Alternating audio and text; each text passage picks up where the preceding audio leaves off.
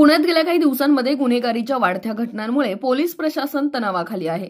या दरम्यान एक धक्कादायक प्रकरण समोर आले।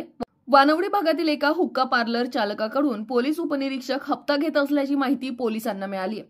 संबंधित पोलीस उपनिरीक्षक विशाल पवार हा हुक्का पार्लर चालवणाऱ्यांकडून 20,000 रुपयांचा हप्ता घेत होता।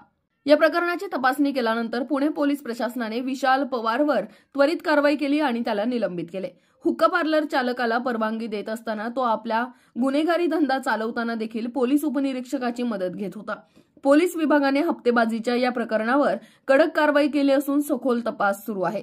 पुण्यातील वानवडी परिसरात एका हॉटेलमध्ये अवैधरित्या हुक्का पार्लर चालवलं जात असल्याची माहिती पोलिसांना मिळाली होती। यावरून पुणे पोलिसांनी धाड टाकून कारवाई केली। हॉटेल चालकाचा मोबाईल तपासल्यानंतर वानवडी पोलीस ठाण्याचे पोलीस उपनिरीक्षक विशाल पवार याच्याशी संबंधित असलेल्या संपर्काचे धागे समोर आले। पोलिसांनी तपास केल्यावर समजलं की हुक्का पार्लर चालवणारा हॉटेल चालक दरमहा 20,000 रुपयांचा हप्ता पवारला देत होता। या गंभीर प्रकरणाची दखल घेत पोलीस प्रशासनाने त्वरित कारवाई करत विशाल पवार याला निलंबित केले। हप्तेबाजीच्या या प्रकरणाने पोलीस दलावर प्रश्नचिन्ह निर्माण केले असून या प्रकरणाचा सखोल तपास सुरू आहे।